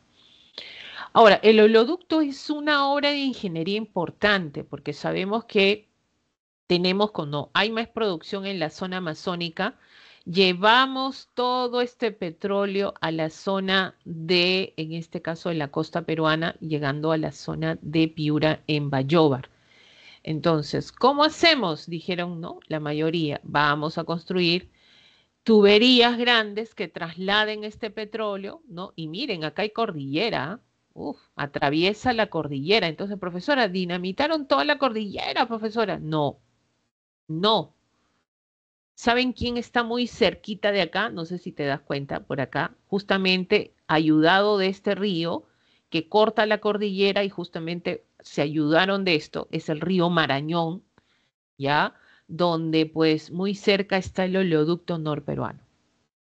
Chicos, es por eso que cuando hay derrames, acá peligra pues que estos derrames vengan a contaminar las aguas de los ríos de la Amazonía, que ya ha habido, sobre todo uno de ellos es el afluente del Marañón, que es el río Tigris. El Tigris, justamente, que ha sufrido más derrames y contaminación estos últimos años. Ahora, ¿qué pasa? Parte de la estación 1 de San José de Saramuro, el oleoducto, llega a la zona de Loreto, todavía que estamos, estación 5, y se une con la estación de Andoas, ¿ya? En este tramo, confluye con el ramal norte, ¿no? Para continuar su recorrido hasta la zona de Bayóvar. Profesora, ¿el petróleo es para nosotros, para el consumo interno? Sí, ¿ya? Es para el consumo interno y también para el externo, o sea, vendemos, aunque no creas, vendemos. Y también pues están las refinerías para obtener los derivados, ¿ya? A obtener los derivados. Ahora, ¿es un recurso importante? Sí, de todas maneras. Es por eso que el oleoducto norperuano tiene oleoducto principal, que es este, ¿ya? Y el ramal norte, que se inicia con Andoas, ¿no? En la estación 5. Acá, este es el ramal norte, este es el ramal norte, ¿ya? Entonces, vamos a tener estos dos sectores del oleoducto norperuano, ¿no? Ahora, ¿qué contrariedad? Toda esta gente debería ser beneficiado por el oleoducto. Miren, ¿qué departamentos recorre? Loreto, Amazonas, Cajamarca y llega a la zona, bueno, en este caso de Piura, ¿no? Un poco de Lambayeque también transita, acá faltó Lambayeque, y finalmente a la zona de Piura. Entonces, estas regiones que están a través, el oleoducto está atravesando estas regiones, por ejemplo, el petróleo, ¿ya? El petróleo debería costar, tendré un bajo precio, no, cuesta mucho más en estas regiones, ¿no? Igual que este otro elemento energético que también es contradictorio hablar del gasoducto. Ojo, este es gasoducto, ¿no? Son depósitos, hablamos del gas natural y bueno, está asociado a hidrocarburos líquidos, el caso del petróleo, o en forma pura que podemos obtenerlo, ¿no? Los principales yacimientos de gas, justamente tenemos en la zona de Camisea, que esto está en Cusco, en la selva alta de Cusco, ¿no? Entre dos lotes importantes, el 56 y el 88. El 88 es el que nos abastece a nosotros. Está ubicada en la provincia de La Convención en Cusco, ¿no? Y estaba operada desde el 2004 por Plus Petrol. Bueno, y fíjense que el gasoducto sale de Cusco, ¿no? Recorre Ayacucho, Ica, ¿ya? Y llega a la zona de Ica para el traslado a Lima, ¿no? A lo largo es el gas usado principalmente para fines residenciales, industriales, para generar electricidad para el transporte. Y a Lima ya ha llegado pues el gas natural, ¿no? Muchos ya están obteniendo incluso en sus casas de alto poder calorífico, energético, ¿no? Y bueno, ya se pretende trasladar este recurso y finalmente que sea el más accesible para la población. Pero lamentablemente en Cusco, en todas estas regiones, el gas es muy caro. Imagínense, en el Cusco llega a tener un precio casi los 100 soles el balón de gas, ¿no? Entonces es contradictorio, de verdad, este tipo de políticas que se tiene. Ahora, hubo un proyecto, y miren esto, ¿ah? Porque se está generando el traslado hacia Lima, el gas, ¿no? Siempre Lima, ¿no?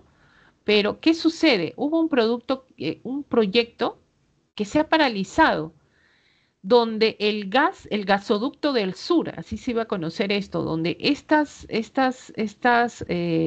iban a haber ramales de conexión para generar gas a la zona sur del país, donde todas estas regiones del sur iban a ser beneficiadas con gas. Imagínate que llegue el gas a tu casa, tú eres una zona altoandina donde te vienen las heladas, el parte recorre el frío, las nevadas, esto es magnífico. Adivinen quién ganó el proyecto. Y dejaron las tuberías botadas cuando descubrieron quién había ganado. Adivinen, Obredech. ¿Ya? Entonces Obredech, como se le ha descubierto altos grados de corrupción, lo dejó ahí y se fue. Imagínense. ¿Ya? Entonces ahí quedó, pues ahí vamos a esperar a ver si la presidenta Dina, ¿no? pueda. Mejor no hablar, ¿no? De política, no, pues no. Pero no, pues esto sí es importante, esto del gasoducto. Profesor, ¿estamos vendiendo gas? ¿Tú qué crees? Adivinen quién quiere gas, ¿no? Hay un vecino del sur, hace poco le empatamos, están molestos y ¿quieren gas? Quieren gas, que no tienen recursos energéticos ellos, pues, ¿no? Es el problema, por eso lo buscan.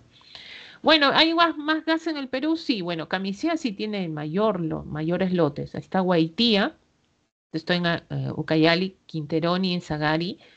Esto en la zona entre las provincias de Satipo en Junín, Atalaya, Ucayali y la Convención en Cusco. Y la zona norte del Perú, que está Lara, también hay producción de gas natural. ¿Ya? Entonces creo que esto debe ser bien distribuido, pero tenemos estos recursos y esto es el tema de hoy, ¿no? ¿Dónde ubicamos? Y para terminar, chicos, tenemos acá impacto de la minería peruana. Sabemos que es la principal actividad económica que más, ya, esto no lo olviden, más divisas da al Perú. La minería, ¿no? Y contrariamente, bueno, nos da más plata al fisco, pero también nos genera más agentes contaminantes. Lamentablemente, ¿ya? Profesora, yo me quiero dedicar a la minería, profesora, he dedicado mi vocación hoy día. Bueno, provecho, porque sí, para poder ingresar al rubro minero, primero, bueno, si quieres trabajar ya sea en la pequeña, mediana o gran minería, pues tendrías que ver cuáles son tus proyectos, ¿ya? Por eso estoy estudiando, profesora. Muy bien, perfecto. Entonces, vas a tener todos los beneficios, porque somos un país minero, se requieren muchos profesionales, en este caso dedicados a este rubro. Eso sí, te tienes que ser una persona que va a viajar mucho, que se va a ausentar mucho de casa, que va a estar 2, 3, 4, 5 meses fuera de casa, ¿ya? De la sociedad, de la civilización y tantas cosas. Si eso te gusta, bueno, cuando uno joven puede aventurarse a todo, ¿no? Y si hay de por medio ingresos económicos considerables, mejor todavía. Chicos, todo depende de lo que ustedes quieran, ¿ya? Pero la minería nos ha traído grandes ingresos. Hemos exportado mucho, mucho en estos últimos años, ¿no? Y esto fue el sustento para pasar una pandemia. El 2023, el volumen de exportaciones de los principales productos mineros metálicos registró un récord histórico en nuestro hacer, en este caso, en nuestros fiscos. El valor de las exportaciones de los productos mineros sumó, fíjense, más, hablamos de 40 millones 808 millones de dólares, ¿ya? Ahora, la minería trae grandes beneficios económicos, pero generó de manera directa el cierre de 2023 un total de 225.674 puestos de trabajo promedio al promedio anual del 2022. Además, genera una significativa fuente de empleo directo para los demás sectores económicos. Bueno, mueve la economía, sí, ya, y también por ahí genera pues ciertas actividades también que generan, en este caso, pues depender de la minería, ¿no? Principales exportaciones de minerales no metálicos. Profesora, nosotros somos un país que exporta minerales no metálicos, ¿ah? Somos en Sudamérica y a nivel mundial estamos generando crecer también en este rubro en estos últimos años. El caso de los fosfatos de calcio, placas, baldosas, cerámicas y vidrios de seguridad templado, por ejemplo, estamos generando, pues, ser exportadores. ¿Y dónde van nuestras exportaciones minero-metálicas? En primer lugar, los chinos nos están comprando. Los chinos hace rato han puesto su ojo acá. ¿no? Ustedes que ya están generando la construcción, ya están terminando prácticamente el puerto de Chancay. Todo es Perú, ¿ya? Ahí está. Profesora, algo le pasa a la economía china, ya sabes lo que nos va a pasar a nosotros también. Segundo lugar, Estados Unidos, Suiza y otros, India, Corea del Sur, Japón, Canadá y Brasil. Por eso una vez me preguntan y me dicen, profesora, ¿a nosotros nos conviene una tercera guerra mundial? Respóndeme tú solo.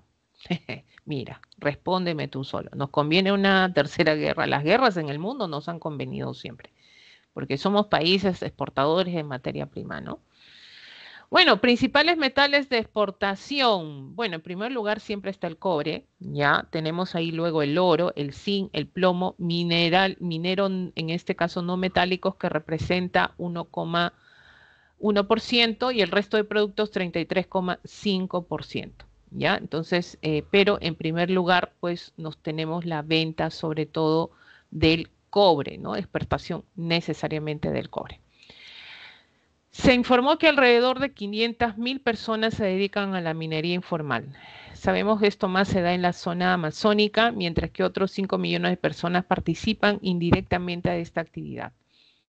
Sí, esto sobre todo por la extracción de oro, que genera agentes contaminantes grandes, que hemos visto también como uno de los problemas de depredación de los recursos. El 98% de mineras informales explotan yacimientos de oro debido a que su valor se mantiene y está en aumento. Eso sí, ¿no? Imagínate que tú fueras un campesino que en tu Apu, ahí en tu cerrito han descubierto oro. La mayoría deja de trabajar la agricultura y la ganadería y se va a trabajar su oro, pues, ¿no? Un gramo de oro están pasando, ¿cuánto? Estamos hablando de los 50, casi $60. Un gramo, imagínense. ¿No? Eso es en el mercado externo.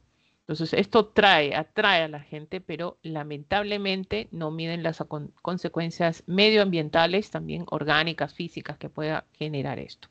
¿Ya? Entonces vamos a tener ante esa situación. Pero bueno, chicos, es un rubro importante que nos está generando todavía ingresos económicos. El Perú ha tenido a lo largo de la historia muchos recursos de explotación. Hemos sido boom boom de todo, ¿no? Boom boom del guano, el caucho, harina de pescado, boom boom de la harina, de profesora de los minerales. Y bueno, así seguirán saliendo los recursos. Bueno, chicos, vámonos a educación cívica. He leído las preguntas, están sencillas. Si han escuchado la clase, van a poder responder las preguntas, ¿ya? Entonces nos vamos ahora sí a lo que vendría a ser el segundo poder del Estado. Ahí tienen las claves. Si alguien lo puede pegar, por favor, en buena hora, para poder abarcar también lo que es la Semana de Educación Cívica.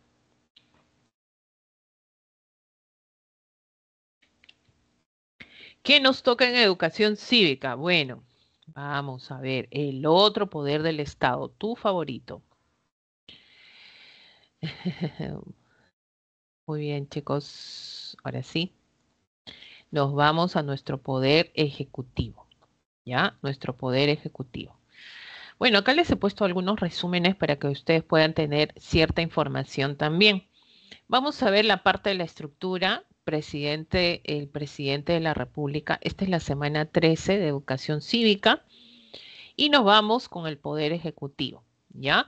Sabemos que el poder ejecutivo es aquel que ejecuta las leyes, por eso es ejecutivo, de ejecutar, ¿no? Es el que administra, maneja los bienes del Estado a través del gobierno, ¿ya? Entonces tiene esa, en este caso, facultad. Y ahora, ¿cómo sabemos cuáles son las funciones, atribuciones del Poder Ejecutivo? Sabemos que se rige a través de una ley orgánica, ¿ya? La ley orgánica la tienen ustedes en su separata, ¿ya? La ley orgánica 29.15.8, el artículo 2, que ahí habla de la integración y las funciones también de lo que es el Poder Ejecutivo. Entonces, las leyes orgánicas, ¿quién aprueba las leyes orgánicas?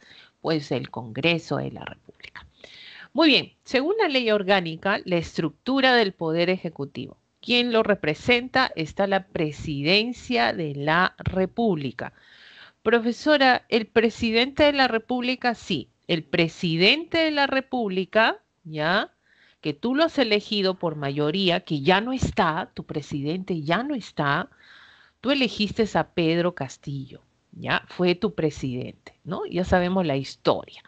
Pero tú elegiste no solo a Pedro Castillo, profesora, ¿quién también? ¿Ya? Elegiste a Dina Boluarte y al otro vicepresidente. Profesora, yo no lo elegí, lo siento, lo elegiste. Lo elegiste, profesora. ¿Cómo que lo elegí? Que cuando tú eliges a un presidente, ahora tenemos que ver eso, chicos, ya no nos equivoquemos, por favor. ¿Ya? Pasen la voz, pasen la voz.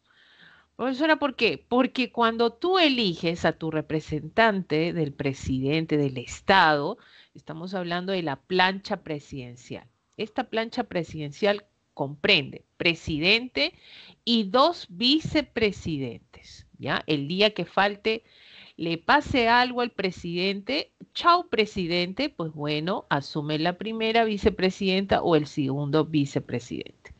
Entonces, esto está reglamentado, ojo, ¿ya? ¿Qué más comprende la estructura del Poder Ejecutivo? Está el Consejo de Ministros, ¿no? ¿Quién lidera el Consejo de Ministros? Está la presidencia del Consejo de Ministros, o sea, el que está acá, el otro rubro de la estructura.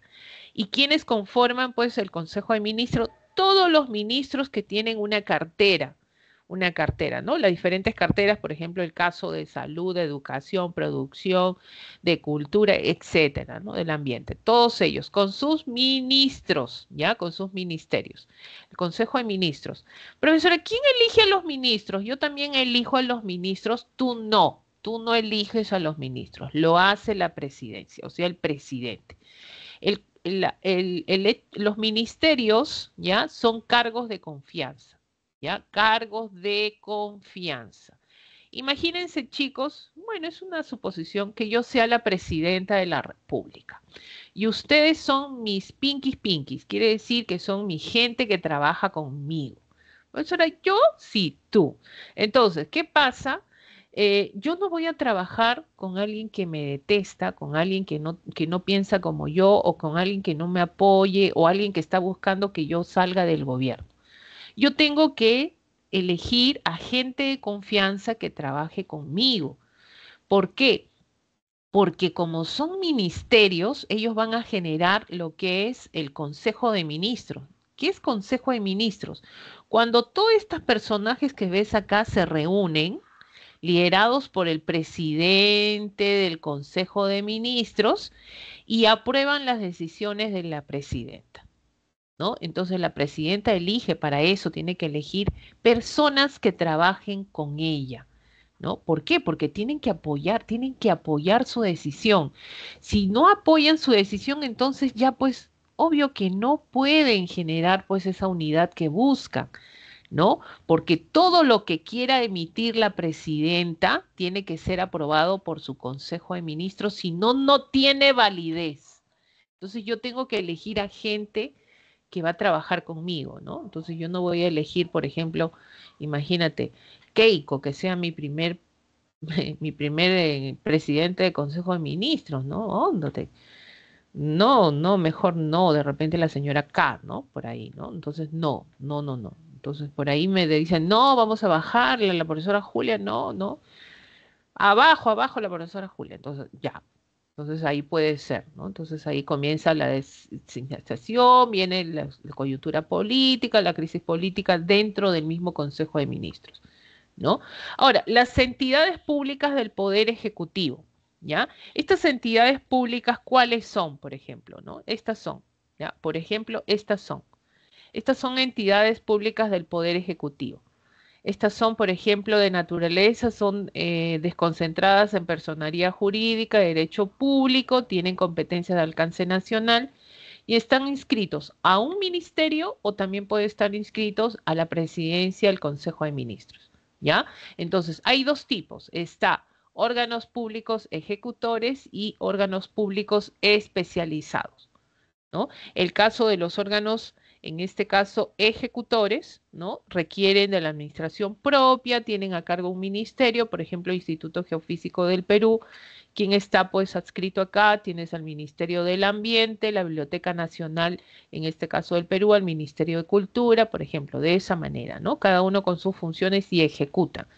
Ahora, los órganos, sobre todo especializados, todos ellos están adscritos a la presidencia del Consejo de Ministros, ¿no? Están, por ejemplo, los órganos reguladores son los que están adscritos a la presidencia del Consejo de Ministros, ¿no? Estos sobre todo que tienen a regular sistemas importantes en el caso de lo que es Ocinermin, Oxitel, Oxitran, la SUNAT, por ejemplo, cada uno con funciones específicas, ¿no?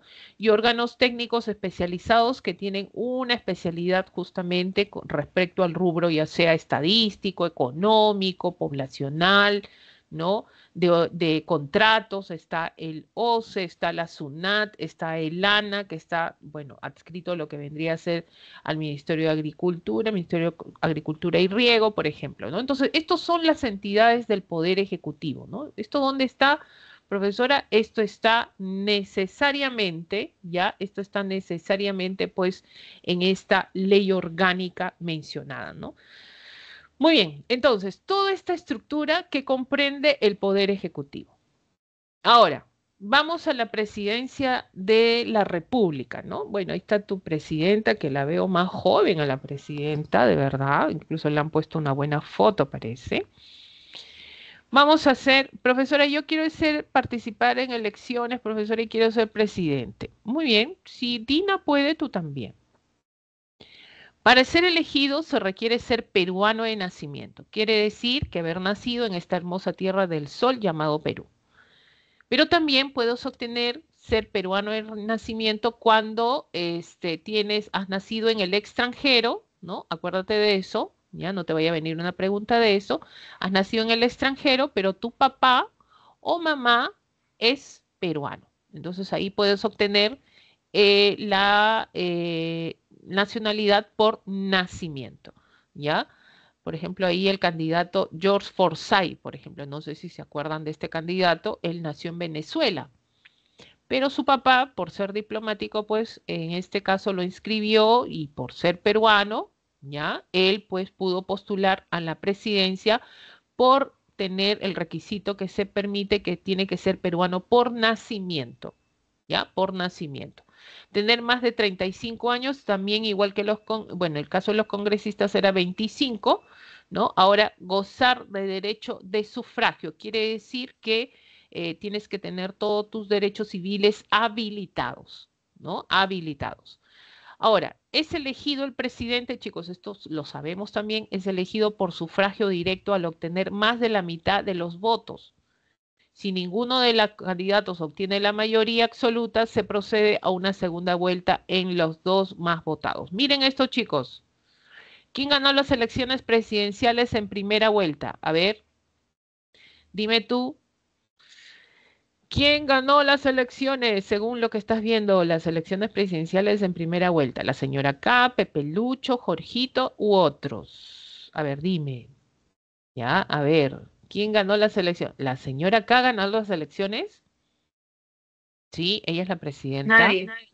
Nadie, pues, ¿no? Ahora, en primera vuelta, ¿quién ganó las elecciones? Obvio que la señora K tiene el primer lugar. ¿Qué pasa cuando para ganar en primera vuelta tienes que sacar el 50% más uno? Profesora, ¿alguien lo hizo? Sí, Fujimori, en su segunda elección. Obtuvo más del 60% de los votos y ganó en primera vuelta electoral. Fue uno de los primeros, ¿ya? En estos cambios. Profesora, entonces, ¿qué hacemos? Entonces, el Jurado Nacional de Elecciones, generando 30 días hábiles, convoca la segunda vuelta electoral. ¿Quién va a la segunda vuelta electoral? La señora K y Pepe Lucho. Muy bien, jóvenes. ¿Quién gana las elecciones? ¿Igual en la segunda vuelta es 50 más 1 o diferencia de votos? ¿Cómo es la cosa? Y eso lo saben ustedes. Ya tantos ejemplos que hemos tenido, por favor. Tantos golpes de estado. A ver, ¿cuál sería? A ver, chicos, señora K o Pepe Lucho. Profesora, así gane por un voto, Pepe Lucho gana las elecciones. ¿Ya? Gana las elecciones. Acá es conteo de votos, por eso que se desesperan, pues. Así sea la diferencia de un voto, el que gane la diferencia es el próximo presidente de la República. Profesora, ¿qué pasa si los dos sacan igual, profesora? ¿Qué se hace, profesora? Si los dos tienen igualitos los votos, ¿qué se hace? Uy, ahí viene el problema. ¿Sabes cómo se decide? El Congreso, profesora. No, chicos, una moneda. Tiras la moneda y quien gana es el presidente. Profesora, ¿por qué? Sí, ya ha habido ya en elecciones municipales en el Perú. Ojalá que nunca lleguemos a ese nivel, ¿ah? Jamás. ¿Por qué? Porque si tenemos 50% de una parte del Perú dice señora acá, 50% de otra parte del Perú dice Pepe Lucho, entonces los dos están iguales, pues. Entonces una moneda lo decide, ¿ya? O hasta que consigan el voto, pero es distinto, ¿no? Es bien difícil, ¿no? Yo quiero ingresar a perder, tirarle. Bueno, chicos, no hay que, bueno, tranquilos, primero hay que ingresar, ¿ah? Ese es en este caso. Sí, Patricia. Patricia, levantaste la mano, Patricia. Ay, no, me está accidental. Nea, no te preocupes. Bueno, el jefe de Estado también es jefe de las Fuerzas Armadas y de la Policía Nacional del Perú. Bueno, personifica a la nación, dirige, aprueba la política general del gobierno y su calidad de jefe de poder ejecutivo. No olvidemos que el presidente de la República, chicos, es jefe de Estado y jefe de gobierno. Jefe de Estado porque representa simbólicamente a todos nosotros, ¿ya? Porque es jefe de todos nosotros. Y jefe de gobierno porque es el presidente responsable que administra el país, ¿no? Toma decisiones, ejecuta las leyes, implanta políticas públicas, por ejemplo. Entonces, se encarga del gobierno. No olvidemos esa parte, ¿ya? Tiene doble investidura, jefe de Estado y jefe de gobierno, ¿ya? Bueno, esto de la vacancia lo sabemos porque tenemos hace poco que se ha generado la vacancia del presidente electo hace poco, que es Pedro Castillo. ¿Cómo puede generarse la vacancia a través de muerte? Profesor, ¿el presidente puede morir? Sí, puede morir y se declara la vacancia. ¿Quién asume? El primer vicepresidente. Ejemplo, Dina Boluarte, ¿ya? Y si no es el segundo vicepresidente, y si no hay ni el primero ni el segundo, pasa al presidente del Congreso. ¿Ya? Pasa al presidente del Congreso y el presidente del Congreso tiene que convocar elecciones porque tú al presidente del Congreso no lo has elegido. Entonces hay una convocatoria de elecciones próximas. Puede vacar la presidencia por permanente incapacidad moral o física, ¿no? Que esto se han tomado mucho en serio los congresistas, ¿ya? Incapacidad moral, física, esto está siendo bien cuestionado últimamente, por ejemplo, ¿no? Que esto, por ejemplo, descubren algo con respecto a la corrupción, por ejemplo, ¿no? Que esto es un tema que ha sido muy tocado por muchos presidentes para ser denunciados y generar la vacancia, ¿no? Por renuncia, ¿puede renunciar el presidente? Sí. Ejemplo, Fujimori lo hizo con su fax, ¿no? Fue a Japón y renunció, puede hacerlo, así es. Salir del país sin permiso del Congreso o no regresar en el plazo fijado, automáticamente se declara la vacancia. Destitución tras haber sido sancionado por alguna de las infracciones mencionadas en el artículo 117. O sea, al presidente lo pueden destituir, profesora, para declarar la vacancia. Así es, y esto lo hace el Congreso. ¿Ya? El presidente de la República, ese es el artículo 117 justamente en mención, dice, el presidente de la República solo puede ser acusado durante su periodo por traición a la patria y genera su destitución y por lo tanto la vacancia. Impedir las elecciones. No olvides que su función principal del presidente es convocar a elecciones. Si no lo hace, genera su denuncia, en este caso respectiva, acusado, la destitución y posteriormente la vacancia. Disolver, disolver el Congreso de la República, salvo casos previstos en el artículo 134. Profesora, ¿y eso qué significa? Cuando niega 2 veces consecutivas el Congreso, no la confianza a su Consejo de Ministros.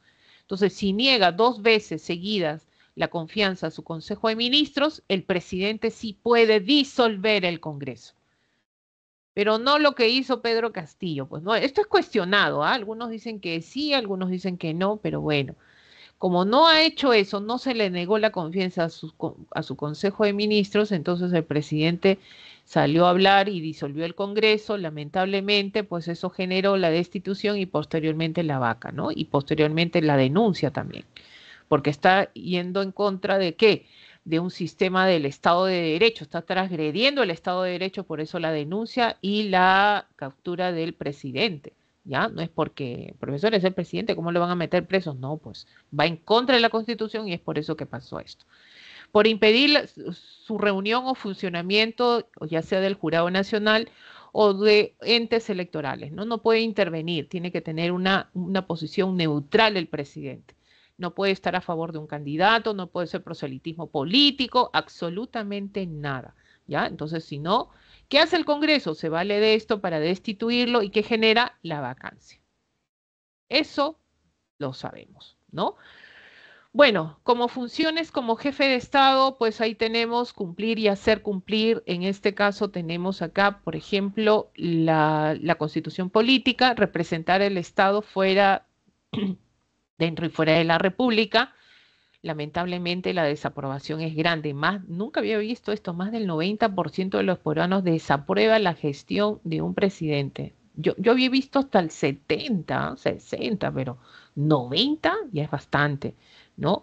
Velar por el orden interno y la seguridad exterior, ¿no? Esa es una de sus responsabilidades. Él tiene que convocar elecciones también el presidente, dirigir la política exterior y las relaciones internacionales, conceder indultos y conmutar penas, que ahorita lo vamos a ver, cumplir y hacer cumplir las sentencias y resoluciones judiciales, se tiene que hacer cumplir esto porque está velando también que se ejecuten bien las leyes, el jefe de Estado lo tiene que hacer, presidir el sistema de defensa nacional y organizar y distribuir el disponer el empleo de las Fuerzas Armadas a la Policía Nacional. Chicos, es por eso que le quieren denunciar a Dina, pues. Todo lo que ha pasado de las protestas, las muertes, justamente ella es la que tiene la autoridad de generar, pues, controlar todo esto, ¿no? Y la orden máxima viene de ella, y ella lo sabe, porque es una de sus funciones, ¿no? Entonces la Policía Nacional, las fuerzas actuaron porque alguien las ordenó, ¿no? De ahí viene pues la controversia también, ¿no? Declarar la guerra y firmar la paz también, ¿no? Entonces, miren, ahí en este caso recibe el bando del jefe supremo de las Fuerzas Armadas, le están dando la confianza a las Fuerzas Armadas de la Policía Nacional del Perú, a la presidenta Dina Boluarte, ¿no? Chicos, esto es un resumen para ustedes, si le pueden tomar una captura en buena hora, solo para ustedes, bueno, ojalá que no se publique. Ustedes saben que el Congreso emite amnistía. Amnistía es como olvidar, ¿no? Olvidar todo, todo, todo, todo, ¿no? Perdona, ya se perdona la realización del delito en sí.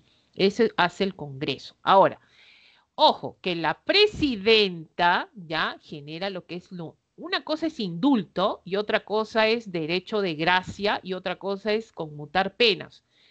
De estas tres, todo lo hace el presidente. Ojo, o sea, el presidente puede indultar, es el perdón de la pena, ¿ya? Pero no el olvido. Indultar es eso, o sea, yo te perdono, te saco de la cárcel, bueno, el Poder Judicial te mandó ¿cuánto? 10 años, ya, te perdono, has cumplido 2, te faltan 8 años, te saco, ¿ya? Pero no te olvido. Quiere decir que sale con antecedentes penales. Un indulto hace que tú salgas con antecedentes penales, ¿ya? Entonces, solo se perdona el cumplimiento de la pena, pero no el delito. Ojo, eso es un indulto. Ahora, el indulto puede ser simple, ¿no? Se da para todos los casos en algunas excepciones mediante ley. Claro, puede un proceso injusto, de repente, por ahí, por año de, ¿no? De año de, pues, nuestro bicentenario, la presidenta se pone buena, ¿no? Hay el que tiene carcelamiento, pues, por un periodo y ha cumplido, se ha portado bien en el recinto, hay muchos, muchos casos. Pero está el otro que es el humanitario, ¿no? Esto se da para todos, así seas un criminal de lesa humanidad, terrorista, narcotraficante, secuestrador, a veces el presidente te da por humanidad, ¿no? ¿En qué caso se da por humanidad? Si se padece una enfermedad terminal, los que padecen una enfermedad grave, degenerativa, incurable, los que padecen un trastorno mental, crónico, irreversible y degenerativo. Entonces, si tú estás padeciendo eso y te han dado como 40 años de cárcel, por humanidad, tus familiares presentan este indulto humanitario y finalmente, pues, para eso tiene que haber pues, una sesión de doctores para que te generen si esto va o no va, ¿ya? Entonces procede, ¿no? Ya sabemos quién salió pues, por el indulto, ahí está Alberto Fujimori, que se va a postular a las elecciones, imagínate. Profesora, por ahí me preguntaron, profesora, ¿un indulto se puede revocar? Sí, se puede revocar. ¿ya? Se puede revocar, ¿ya? Claro que sí.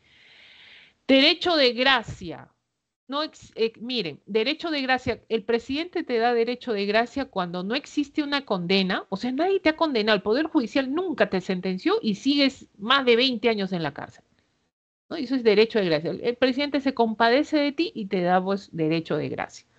Ahora, ¿qué cosa es conmutar pena? Conmutar pena es cambiar una pena por otra. Por ejemplo, pena privativa de la libertad, muy bien, cadena perpetua. ¿Ya? Cadena perpetua. Entonces, la cadena perpetua te la cambian por 30 años. Entonces, están cambiando una pena por otra pena. Eso es conmutar penas. Ya, jóvenes, espero que les sirva esto para que no solo quede en este caso en audio, sino para que ustedes tengan a tener esta información y les ayude. Bueno, ahora sí seguimos. Vamos con las funciones de la Presidenta de la República como jefe del Poder Ejecutivo. Bueno, dirige en la prueba la política general del gobierno, ejerce el derecho de iniciativa legislativa, observa y promulga las leyes aprobadas por el Congreso, sí, ¿no? Ustedes saben que tiene 15 días hábiles para firmar las leyes que se aprueban por el Congreso, administra la hacienda pública, que quiere decir el erario nacional, o sea, los recursos económicos, financieros que tiene el Estado, principalmente de impuestos, de tasas, y lo administra el gobierno, ¿no? De eso es lo que se encarga, pues, como poder ejecutivo. Dictar medidas extraordinarias mediante decretos de urgencia es lo que emite, ya en casos de, sobre todo, materia económica y financiera. Ojo, que los decretos de urgencia son en ese rubro, ya, materia económica y financiera.